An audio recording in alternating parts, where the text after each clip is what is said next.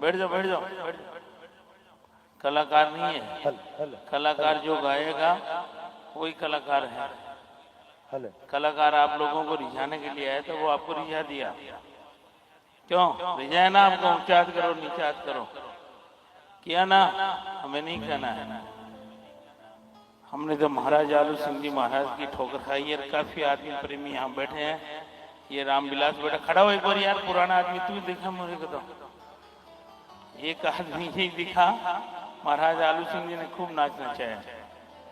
लोह वाले परिवार से हैं और 70 से महाराज यहाँ कंटिन्यू 1970 से महाराज यहाँ अखाड़ा लगाए। उसके बाद में महाराज श्याम शरण होने के बाद में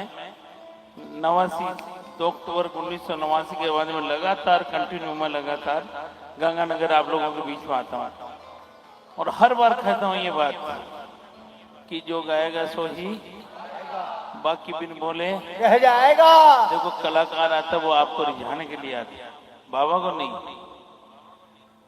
बाबा को नहीं रिझाना, उसको आपको रिझाना। आप बुकिंग करेंगे फिर बुलाएंगे, कह दिया ना अभी। कब के लिए बोला? और एक भजन मैंने पूरा सुना, एक भजन भी पूरा नहीं गया।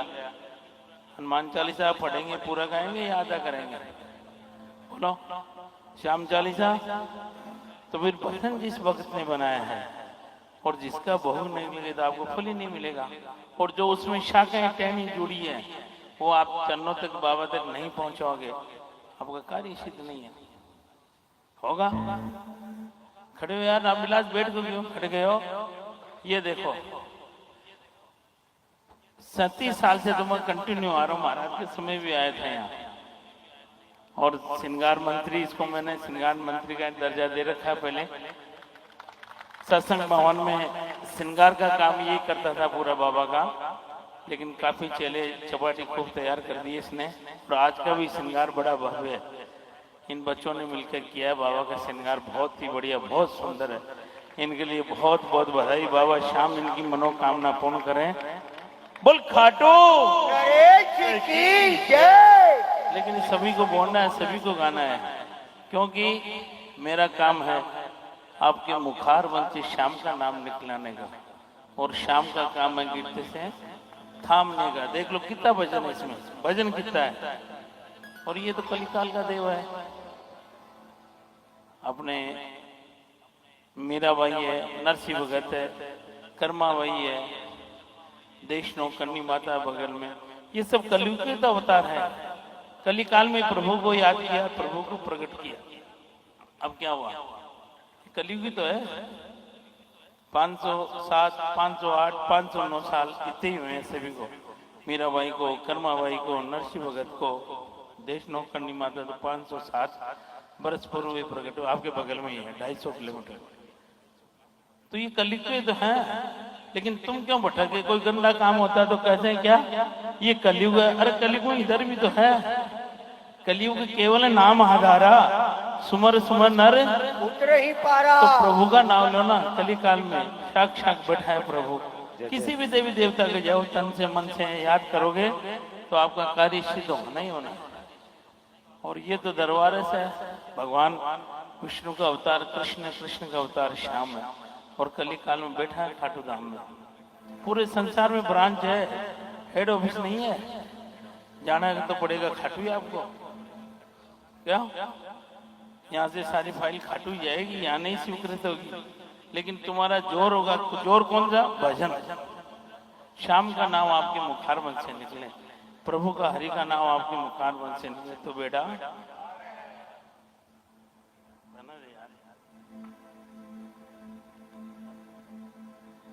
सभी मिलके बोलेंगे एक भजन पहले बजरंग बली का, क्योंकि बजरंग बली के बगैर बाबा श्याम भी नहीं हिलता है। हिलता है क्या? नहीं हिलेगा। क्योंकि कुरुक्षेत्र में जब बैठ जाए, कुरुक्षेत्र में जब बर्बरी महाभारत देखने की इच्छा थी और नारद जी ने बिना बजा दी, बोले एक छोटा सा खेल हो रहा है, बच्चा देखने की इच्छा हो तो देख ले। तो माँ से कह दिया, बोले ये जाऊंगा मैं युद्ध देखने के लिए। तब रास्ते में बर्बरी को भगवान कृष्ण मिले तो बोले कहाँ जा रहे हैं?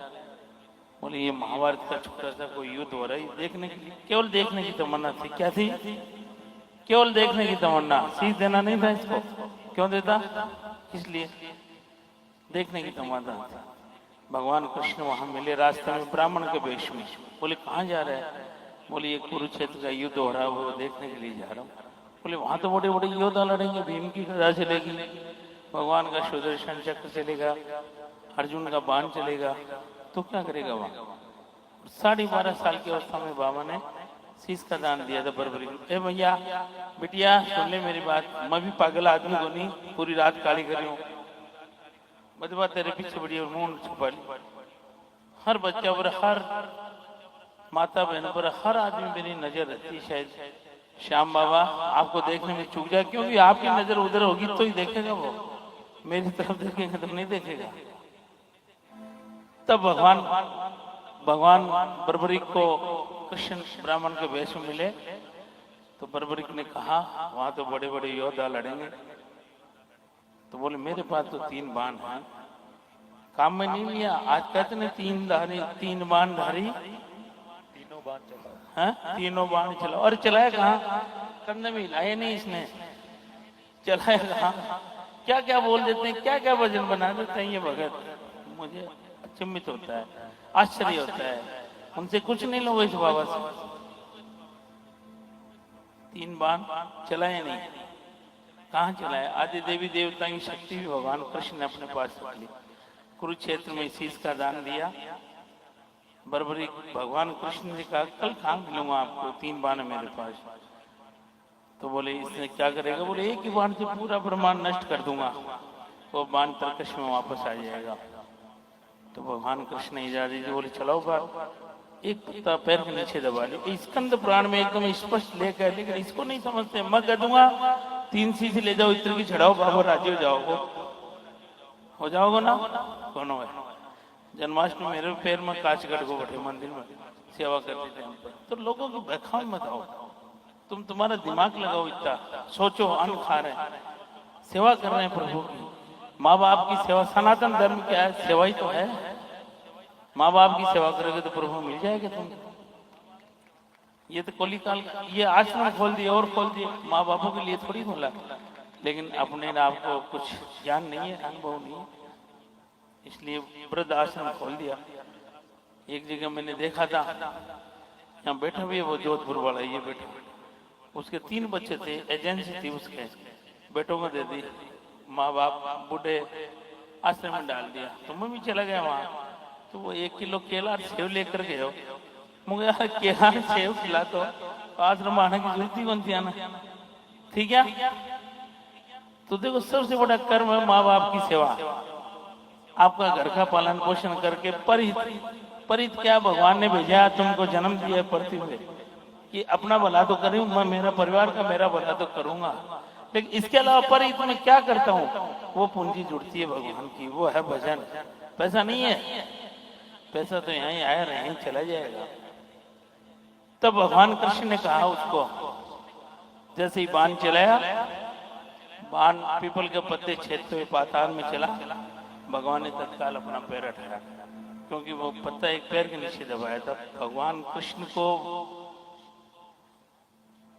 ये शराब था, पैर में लगने से ही, एडी में लगने से उनके प्राण त्यागते। उससे पहले भगवान ने अपना पैर हटाया, पता वो भी बिंदा हो गया। फिर उनको बर्बरी को तू अपना विराट शंख चक्र गदा का रूप के दर्शन दिए भगवान कृष्ण ने। कौन थे पहले? ब्राह्मण, फिर दर्शन कहेंगे दिए विराट रूप। तब भगवान के बर्बरी साष्टांग प्रणाम किया, बोले प्रभु आप तो ब्राह्मण थे, अभी साक्षात दिलों के नाथ आप, मैं आपको नहीं छोड़ूंगा, कहाँ ढूंढूंगा आपको? वहां तो लाखों की करोड़ों की तादाद में योद्धा रहेंगे, युद्ध में हजारों की तादाद में रथ रहेंगे। तब भगवान कृष्ण ने कहा था मेरे रथ के ऊपर हनुमान जी विराजमान रहेंगे और लाल ध्वजा रहेगी, वही पूरे महाभारत में पूरे क्षेत्र में एक मेरा मात्र रथ रहेगा। तो हनुमान जी बगैर ये भी नहीं हिलता है। और भगवान कृष्ण ने बाबा को वरदान दिया था कलिकाल में, 18.5 दिन तो युद्ध चला, शीश का दान लिया, इसी से निर्णय कराया।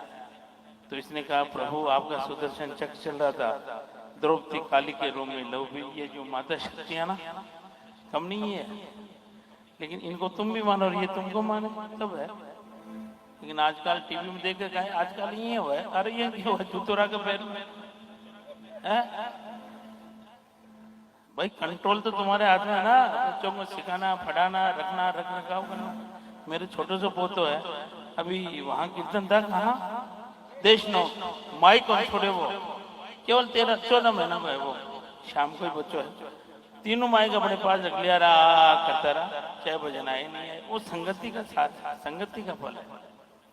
तो जैसे आप करोगे वैसे करेंगे बच्चे। भगवान कृष्ण ने उनको वरदान दिया, कली काल में तू मेरे श्याम नाम से पूजेगा, जब तुझे मानेगा उसकी मनोकामना पूर्ण मैं करूंगा। भगवान कृष्ण के पास बेटो पावर, इस बात को आपको समझना होगा। काफी लोगों को पता नहीं है। अभी श्याम बाबा ने शीश ने लिया, घूमता रहे चारों में, आज फलाना को शीश है, फलाना, और शीश तो बाबा को है, लाखों करोड़ों रुपया से खर्चा करो कीर्तन में। सवेरे 4 बजे बक्सा का मायने बंद। महाराज आलू सिंह ने लाखों कीर्तन किए हैं, लाखों। और आज भी पुराने मंदिर में वो मंडल है, 60 साल 70 साल 65 साल वहां कृष्ण का दरबार होता है और कृष्ण की पूजा होती है और कृष्ण का श्रृंगार होता है। साक्षात वही श्याम है।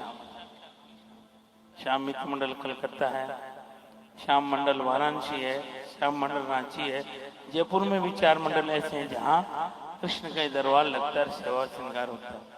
ठीक है, ये सेवा रखते हैं कि यहाँ रोज नित्य प्रति जिसके घर में होगी पूजा करते हैं, लेकिन घर घर में नहीं खटाता है। छुट्टी देवा ना, माफ कराना बाबू, 1 लाख बार माफ करता है। कितनी बार करता है? 1 लाख बार। ये गारंटी मेरे स्टाम्प पे लिखा लो, 1 लाख बार माफ करता है। लेकिन डिमांड करता ना, फिर बीच में समझौता नहीं करता। और चाहे सो ले लो, इस दरबार से ऐसा दरबार है, कारखानों, फैक्ट्री, बेटो पोतो, मकान, जायदाद, जो चाहे वो ले लो। और नाना प्रकार की बीमारी समस्या, दरबार में जाएंगे, कुंड में नहाएंगे, जल भोगते देंगे, उससे बेड़ा। लेकिन भाव आपका सच्चा, क्योंकि महाराज ने एक ही कड़ी है, जो निश्चय मन से जाए उसका बेड़ा पार है। चालू कहते वीडियो, ठीक है।